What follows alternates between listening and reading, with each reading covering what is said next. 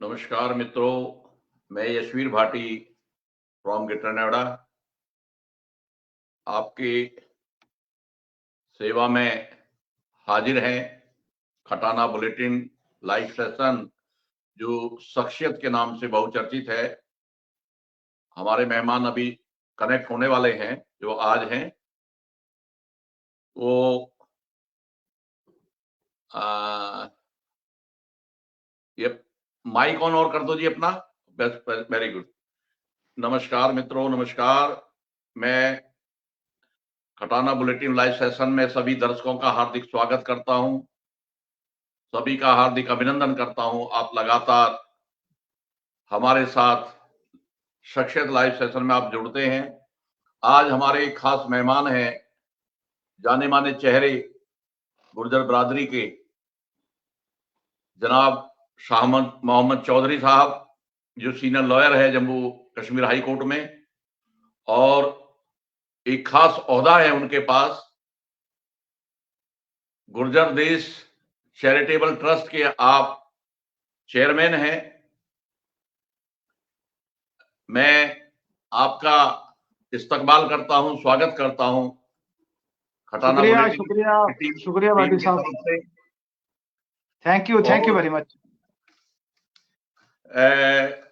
वकील साहब जनाब शाह मोहम्मद चौधरी साहब एक नामचीन चेहरा है।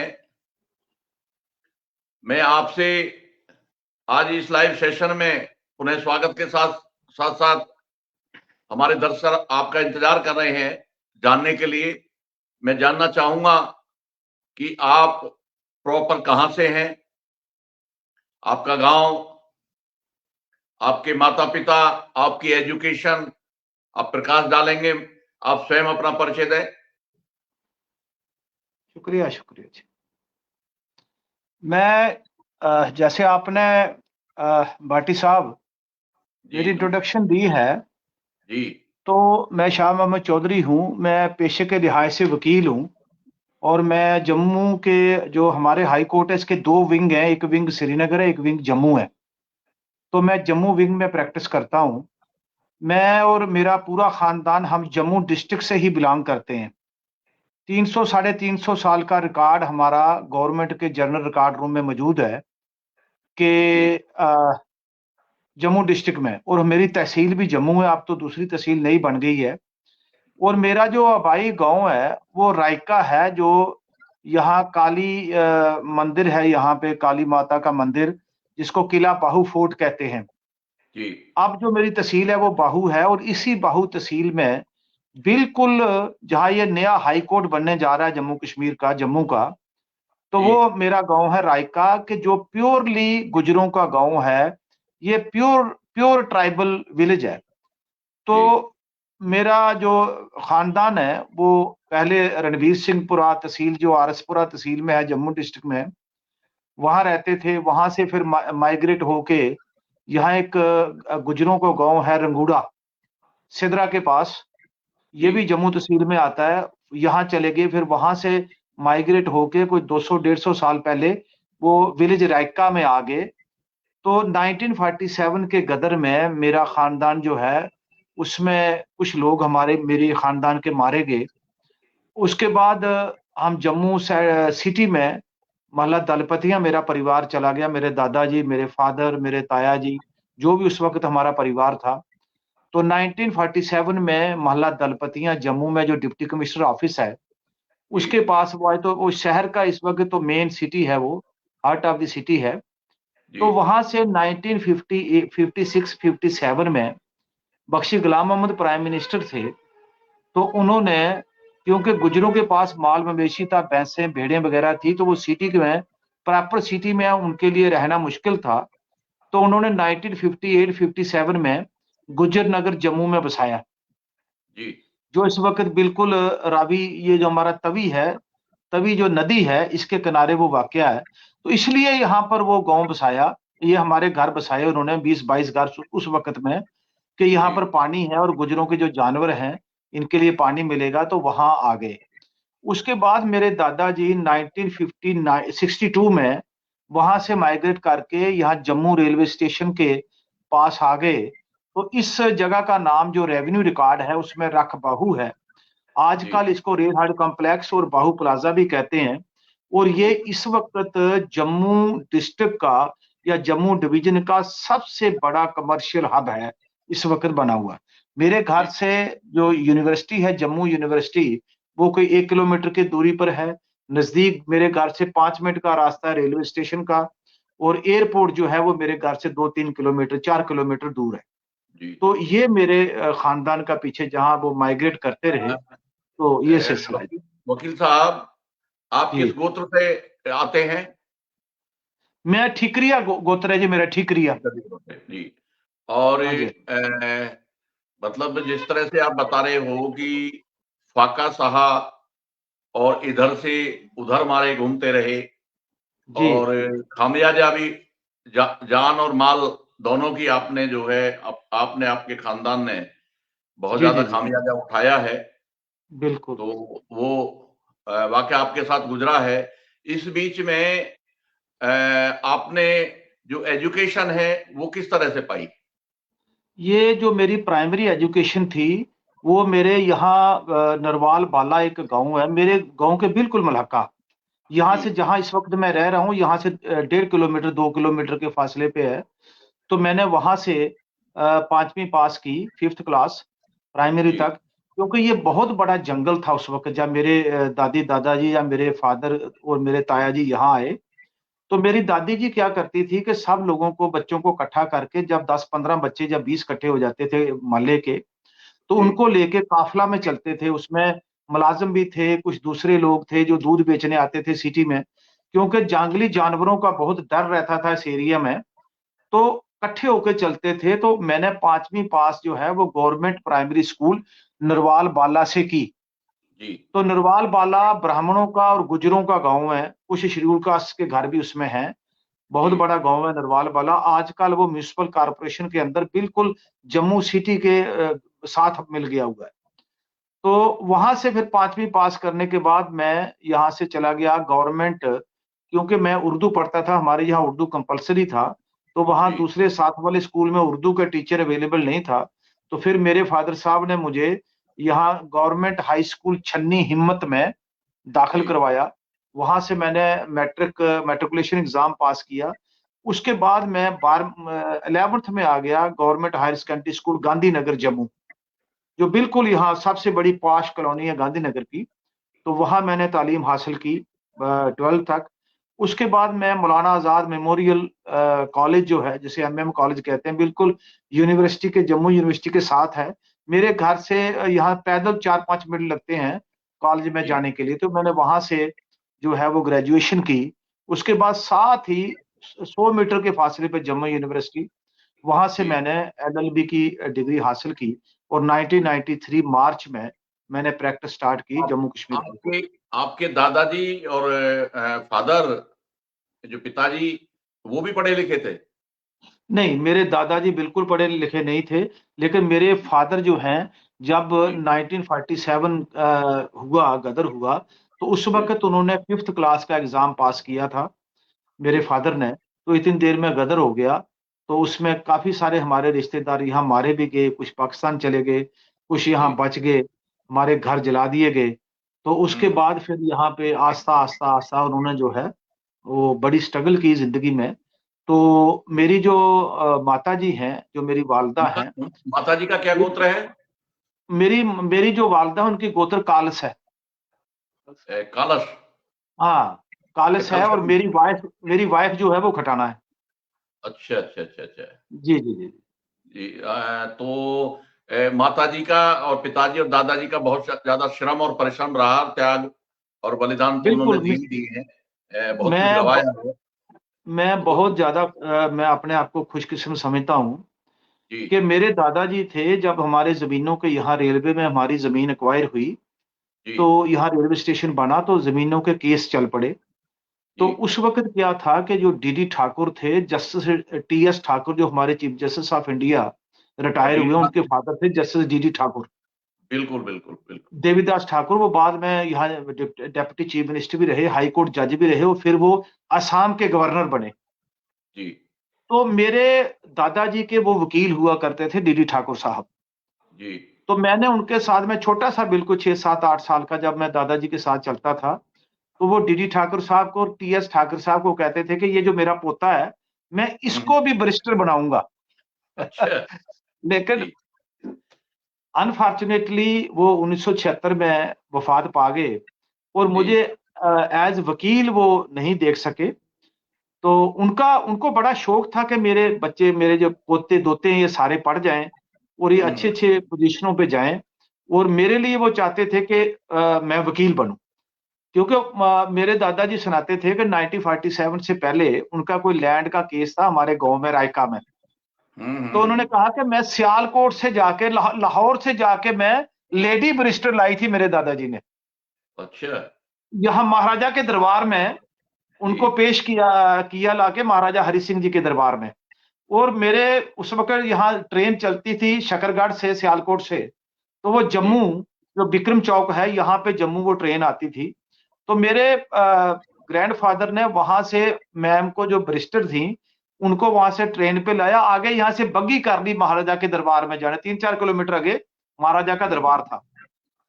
तो तो उनको शौक था कि मैं वकील बनूँ, और अल्टीमेटली उनकी एब्सेंस में, उनकी गैर हाज़िरी में, क्योंकि वो वफ़ात पा चुके थे 1976 में, तो जी, 92 में मैं जो है, मैं वकील बना। जी। जी।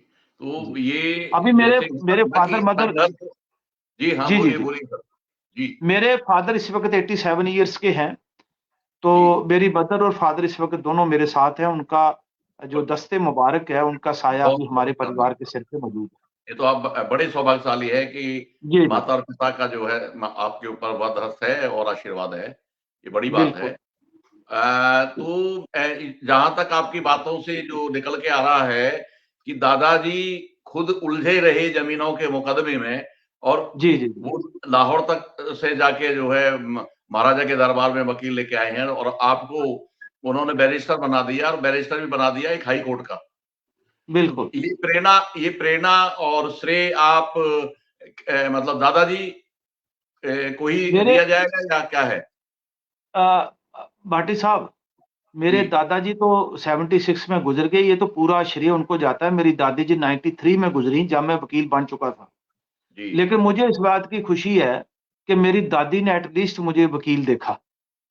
जी। और मैं आपसे अर्ज़ करूँ कि पूरा श्रेय उनको जाता है, ना सिर्फ़ मेरे माँ-बाप को, मेरे दादी-दादा को, तो लेकिन मेरे जो भाई हैं, जो दादी मेरा जी किस परिवार गोत्र है। से हैं? दादी जी जी? किस गोत्र से हैं? दादी जी का गोत्र दादी क्या है? चेची थी मेरी, मेरी दादी के गोत्र थी चेची। जी, जी। अच्छा वकील मेरी साहब जी। जी, आपने काफ़ी कुछ मुक़ाम पाया है, एजुकेशन भी ये उसका एक कारण ये भी रहा कि भई आप शहर के नज़दीक आ गए, ये जी, भी एक जी। वजह रही होगी। और जी। ये सब आपने ये भी है कि मुझे खुशी होती कि दादाजी होते मुझे वकील देखते जी। और लेकिन दादी जी जो है वो उनकी मौजूदगी में आपने वकालत में आप आए। आप ये बताइए कि आपके जीवन में या आपकी वकालत के समय में जो भी आपकी प्रैक्टिस है जम्मू हाई कोर्ट में, आपने कुछ वेलफेयर का या कोई ऐसा वाक़या आपके सामने आए, कोई केस ऐसा आया हो कि उसके पास फीस नहीं है और मजबूर है और उसको न्याय भी मिलना ज़रूरी है, तो उसमें आपका कोई ऐसा इंसिडेंट बताएँ कोई अपना? बाटी साहब, बात ये है कि मैं आपसे अगर बात को ऐसे बना के बताऊँ कि जो सच्चाई ना हो, जी। तो वो बात गलत है। लेकिन मैं हुँ, आपसे ईमानदारी की बात बोलता हूँ कि मैंने कभी भी, कोई जी, भी गरीब आदमी मेरे पास इंसाफ लेने के लिए आया, उसका मज़हब कोई भी हो, जी, पहले तो वकील जो है, इसके पास जो आता है वो भरोसे से, ट्रस्ट से आता है वकील के पास। जी, तो जी, फीस मेरी कहीं कभी भी कंसिडरेशन नहीं रही। लेकिन जी, भगवान का और अल्लाह का मेरे पर इतना एहसान रहा है कि उन्होंने मैं, मतलब है कि मैं अच्छी फीस लेता हूँ केसेस में, ऐसी बात नहीं है। जी, लेकिन अगर मेरे पास गरीब आ जाए, तो जी, मैं गरीब से फीस नहीं लेता, और मैं उसका केस पूरी दिलचस्पी से लड़ता हूँ, क्योंकि उसने मेरे पे भरोसा रखा है कि ये जो वकील साहब हैं, ये मुझे इंसाफ दिलवाएँगे। जहाँ तक इसका पब्लिक इंटरेस्ट लिटिगेशन का ताल्लुक है, ये जी मैंने क्या किया कि ये जो पेट्रोलियम आउटलेट्स है ना, जहाँ ये पेट्रोलियम, जब हम शेड्यूल ट्राइब हो गए जम्मू कश्मीर में, जी तो गवर्नमेंट ऑफ इंडिया की गाइडलाइन थी कि यहाँ शेड्यूल ट्राइब के लिए पेट्रोलियम आउटलेट बनाए जाए, पेट्रोल पंप्स खोले जाएं। जी तो ये जो कारपोरेशनें थी, चाहे इंडियन ऑयल कारपोरेशन थी, चाहे हिंदू, ये जितने भी पेट्रोलियम के ये डिपार्टमेंट्स थे, तो जी ये यहाँ पे उस सिस्टम को लागू नहीं करते। मैंने रिट पिटिशन हाई कोर्ट में दायर की, Shah Mohammad Chaudhary versus state union of India including state of Jammu and Kashmir. तो जी हाई कोर्ट की डिवीजन बेंच ने ये, इन्होंने, हाई कोर्ट ने डायरेक्शन दी कि जो आपने एडवर्टीजमेंट निकाली है, इस हम्म एडवर्टीजमेंट को वापस लेके ट्राइबल को, जो शेड्यूल ट्राइब है जम्मू कश्मीर के, अगर आप शेड्यूल कास्ट को देते हो तो इनको कैसे डिप्राइव कर सकते हो। तो हाई कोर्ट ने हम्म। वो डायरेक्शन दी। उससे मुझे इस बात की खुशी हुई कि आप जम्मू कश्मीर में गुज्जरों के पास कोई 39 पेट्रोल पंप्स है जो मेरी रिट पिटिशन पे लगे। क्या बात, बड़ा उसके अचीवमेंट बाद जो आपका है हमें, ये। जी जी जी जी, हमने जी 1991 में जब शेड्यूल ट्राइब स्टेटस हमें मिला, उसके बाद जम्मू कश्मीर में मिलिटेंसी आपको पता बहुत थी। तो यहाँ हम्म। के लोगों ने, खासकर कश्मीर वैली के लोगों ने, जाली गुज्जर सर्टिफिकेट बना के, जाली शेड्यूल ट्राइब सर्टिफिकेट बना के काफी डिपार्टमेंट्स में उन्होंने नौकरियां ले ली। और हमारे, मेरे कुलीग हैं अनवर चौधरी एडवोकेट खटाना, तो जी हमने दोनों ने, वो पिटिशनर बने, मैंने वो केस आर्ग्यू किया हाई कोर्ट में, और हाई जी कोर्ट से कमेटी बनवाई डिवीजन बेंच से, और उस कमेटी ने स्क्रूटनाइज करके काफी लोगों को नौकरी से बाहर निकाला, एमबीबीएस से बाहर निकाला, इंजीनियरिंग कॉलेज में जो लोग घुस गए थे गुजरों के नाम पे, उनको बाहर हम्म। निकाला। लेकिन अभी भी बड़ी तादाद जो है वो इस यहाँ नौकरियों में फेक सर्टिफिकेट लेके घुसे हुए हैं। उनके खिलाफ हम लड़ाई हमारी चल रही है। और मैं ये स्क्रूटनी जी कमेटी का मेंबर रहा। जी जी जी। पाटिल साहब, मैं अच्छा, एक स्क्रूटनी कमेटी बनाई गवर्नमेंट ने, उसमें मुझे मेंबर रखा कि आप जी आइडेंटिफाई करोगे कि कौन गुजर है या कौन गुजर नहीं। तो मैं उसमें 6-7 साल में मेंबर रहा।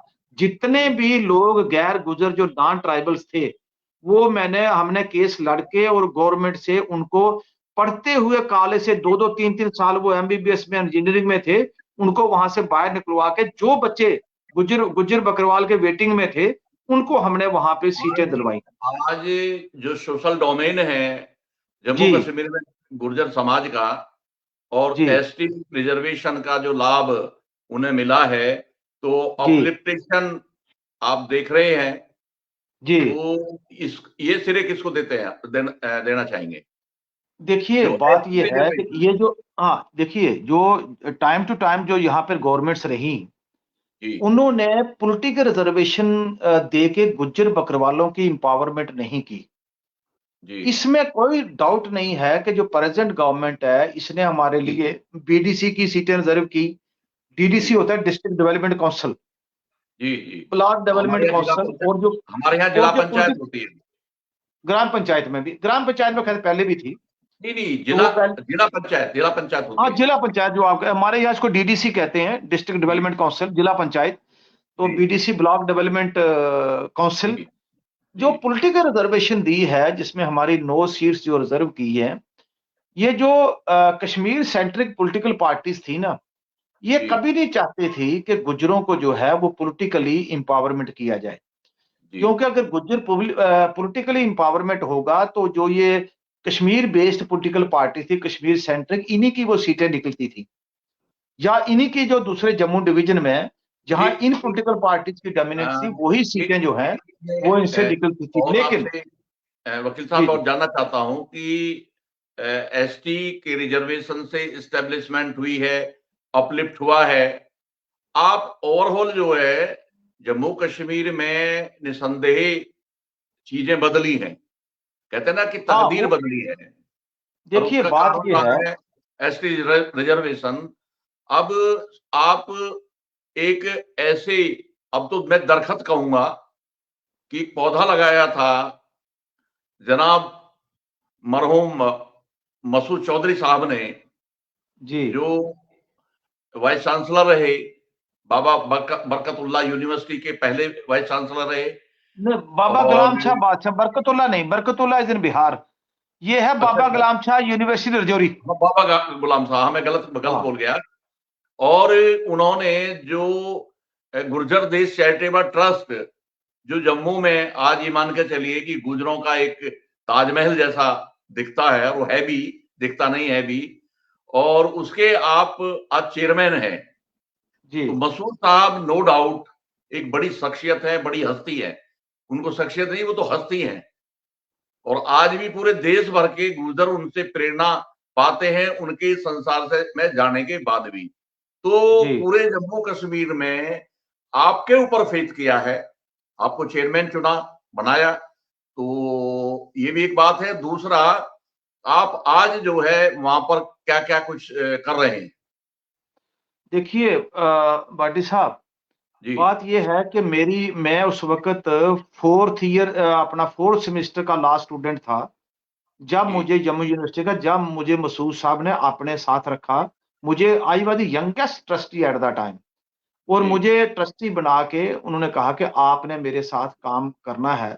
क्योंकि हम थोड़ा-सा सिटी में रहते थे, तो हमें थोड़ी-सी होश भी थी, स्टूडेंट टाइम पे भी हम जो है वो लीडरी वगैरह करते थे, थोड़ी नारेबाज़ी इधर जिंदाबाद, मुर्दाबाद। तो हुँ, गुज्जर बड़े हुँ, कम थे।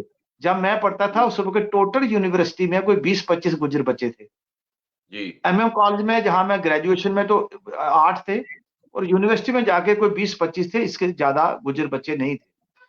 तो हमने मिलके उनकी सदारत में, उनकी लीडरशिप में काम किया। वो 30-31 साल में लगातार काम करता रहा। हमारे वहाँ सिस्टम ये है कि जो मेरे से पहले बड़ी एज के थे, पहले उनको ट्रस्टी बनाया। जी, मसूद साहब खुद 7-8 साल ट्रस्टी रहे। तो अल्टीमेटली जब मसूद साहब बड़े बीमार थे, तो उन्होंने मुझे चुना, मेरे सारी जो हमारी जनरल बॉडी है, उन्होंने जी, मुझे ज़िम्मेदारी दी कि इनको एक्सपीरियंस है, ये काफ़ी देर से साथ चल रहे हैं। तो मुझे उन्होंने चेयरमैन बनाया। मैं आपसे अर्ज़ करूँ कि जैसे मैंने पहले भी 1-2 दफ़ा आपके प्रोग्राम में ये कहा है कि जी, हमारा 10+2 का ब्रिगेडियर खुदाबख्श खारी, जो जी, महाराजा की फ़ौज के चीफ ऑफ मलेशिया स्टाफ थे, उनके जी, नाम पे जो सेकंड वर्ल्ड वार में महाराजा की फ़ौज को लेकर गए थे। तो हुँ, हुँ, उनके नाम पे वो जो उनके जो बेटे हैं ताज मोहिउद्दीन साहब, यहाँ 12 साल वो कैबिनेट के मिनिस्टर रहे।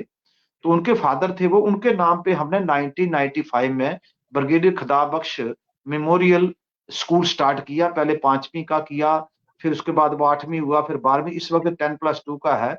1150 के करीब हमारे पास बच्चे-बच्चियाँ हैं।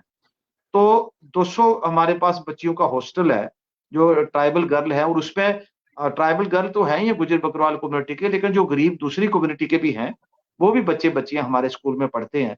तो हमारा उस वक़्त मसूद साहब ने कहा कि शेड्यूल ट्राइब का तब तक कोई फ़ायदा नहीं होगा जब तक कि हमारे लोगों पे एजुकेशन नहीं होगी।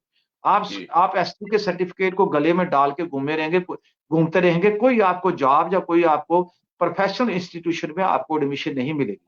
तो उनका एक मिशन था कि जैसे सर सैयद अहमद खान ने, क्योंकि वो अलीगढ़ मुस्लिम यूनिवर्सिटी के लॉ ग्रेजुएट थे, तो उन्होंने कहा हुँ, कि इसी किस्म का अदारा अगर जम्मू कश्मीर के गुज्जर बकरवालों के लिए बने, तो तभी ये कम्युनिटी जो है ये तरक्की कर सकती है। हमारे स्कूल से पिछले 25 साल से काफ़ी तादाद में बच्चे-बच्चियाँ केएएस में आ गए हैं, कश्मीर एडमिनिस्ट्रेटिव सर्विस या दूसरी सर्विसेज़ में आ गए हैं, जजेस आ गए हैं, पुलिस में हैं, एजुकेशन में हैं। तो काफ़ी तादाद में लोग जो हैं, वो हमारे जी, बच्चे यहाँ से पढ़ के निकले, और हमें जी, इस बात की अ, खुशी है। नि जम्मू निरंतर ये निरंतर आगे बढ़ रहे हैं, जी, और मसूद साहब तो खुद अलीगढ़ मुस्लिम यूनिवर्सिटी के पास आउट रहे हैं। जी। जहाँ तक जानकारी है मेरी कि मसूद साहब जी, अलीगढ़ जी, मुस्लिम अलीगढ़ यूनिवर्सिटी से के, थे, अलीगढ़ से। जी, जी, जी। जी, जी। तो वकील साहब, जनाब शाह मोहम्मद चौधरी साहब, आपके साथ बातचीत में एक बहुत ही एक नई चीज़ निकल के आई है। मैं आपसे, क्योंकि समय हो चला है, इसका कंक्लूड करने का एक निश्चित टाइम है हमारा। आप जम्मू कश्मीर एक मॉडल है गुर्जर बिरादरी की तरक्की का। जी, इसी तरह से पूरे कम्युनिटी को, और मैं तो बल्कि इसमें इतना भी जोड़ता हूँ, डेली ये बात कहता हूँ कि तकरीबन 6200 के करीब जातियाँ हैं इस देश में। इस देश की बिल्कुल, खूबसूरती ही ये है कि ये विभिन्नताओं में एकता है, और बिल्कुल। कई सारे मज़हब हैं, संप्रदाय हैं।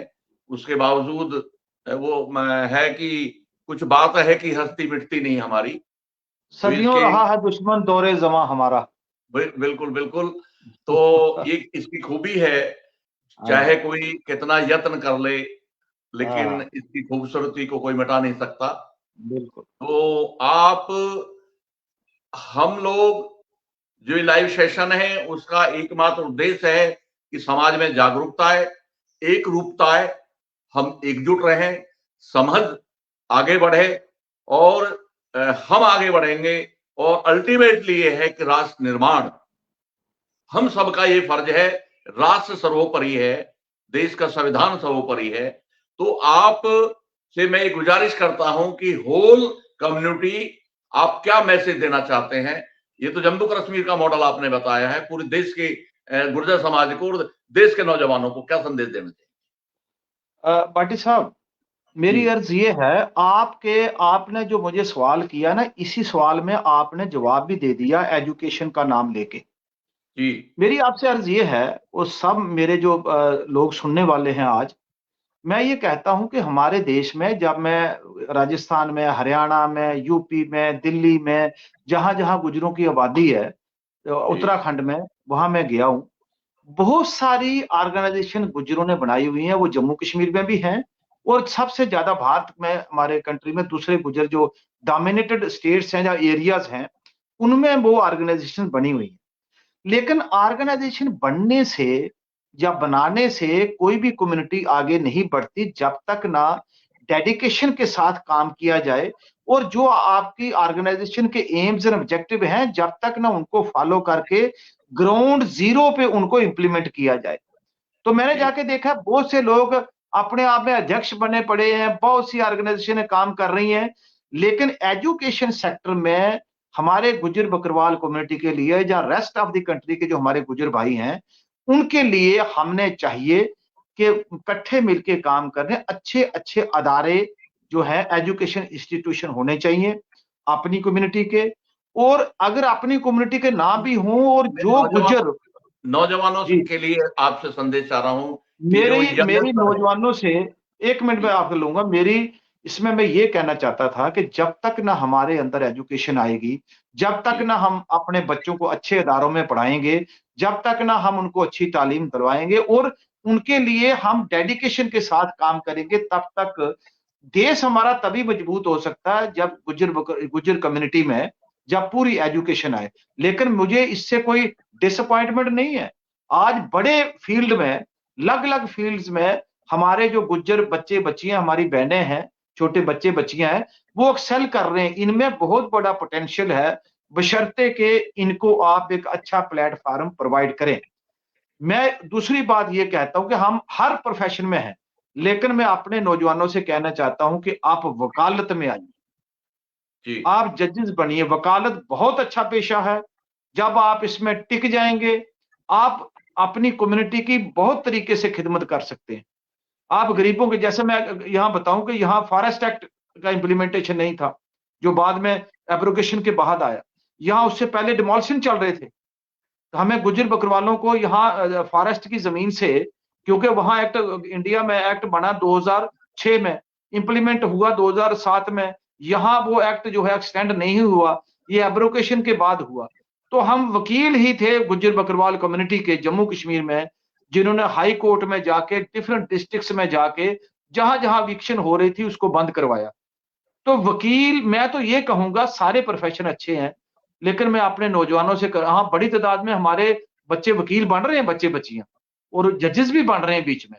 लेकिन आपको प्रैक्टिस में रहना है, आपको अच्छी एजुकेशन हासिल करनी है, अपने राइट्स के लिए लड़ना है, और कहा जहां जहां हमारे साथ डिस्क्रिमिनेशन है, वहां हमने लड़ना है। और अच्छे अदारों में मैं कहता हूं कि अपने बच्चों को पढ़ाओ, जब बहुत बहुत तालीम होगी, धन्यवाद। जैसे, जी, अ, थैंक यू। धन्यवाद। मैं जनाब मसूद चौधरी साहब का बार बार मैं इस्तकबाल करता हूं, धन्यवाद करता हूं, आभार व्यक्त करता हूं और सभी दर्शकों से जो भी इस लाइव सेशन को सुन रहे हैं। और मैं ये भी कहना चाहूंगा कि जो आज हमारे अग्रज हैं और हम सभी लोग, आप जैसे वकील साहब जैसे लोगों से बहुत कुछ सीख लेते हैं और संदेश, बहुत शानदार संदेश दिया है कि शिक्षा ही अंबेडकर साहब ने कहा है कि शिक्षा वो शेरनी का दूध है, जो भी क्या पिएगा वो पूंजी वही है। दाढ़ेगा। तो नो डाउट अब निसंदेह कल कोई उम्मीद का नया सूरज उगेगा, ये देश भी आगे बढ़ेगा, ये कौम भी आगे बढ़ेगी। हम हमेशा पॉजिटिव सोचें, सकारात्मक सोचें और निरंतर आगे बढ़ें। बहुत बहुत धन्यवाद सभी दर्शकों का। एक बात आपकी आपकी परमिशन से एक बात मैं कहना चाहूंगा जी जी, बोलिए बोलिए कि बोलिए। हमें पे बैक टू दी सोसाइटी करना है, हमारी कम्युनिटी की अपलिफ्टमेंट के लिए हमने काम करना है। और मैं आज के आपके माध्यम से ये मैं अपने गुजर भाइयों को बहनों को ये गुजारिश करूंगा कि जो लोग हमारे से वेल टू डू हैं, जिनको भगवान ने अल्लाह ताला ने सब चीजें दी हैं, उनको सोचना चाहिए जो हमारी कम्युनिटी के वीकर सेक्शन के लोग हैं, जो बेचारे ऑर्फिन हैं या जिनके पास इतने वसाइल नहीं है कि वो एजुकेशन हासिल कर सकें, हमने पे बैक टू सोसाइटी करके उनको भी उठाना है और उनको अपने साथ चलाना है, तभी हमारी कामयाबी है। अगर बड़ी सेक्शन अनपढ़ रहेगी तो उनको तालीम से वो उनको नहीं मिलेगी एजुकेशन, तो मैं समझता हूं कि जो वेल टू डू गुजरे उनको भी फायदा नहीं होगा। बहुत बहुत धन्यवाद। मैं सभी से विदा चाहता हूं। नमस्कार। Thank you very much.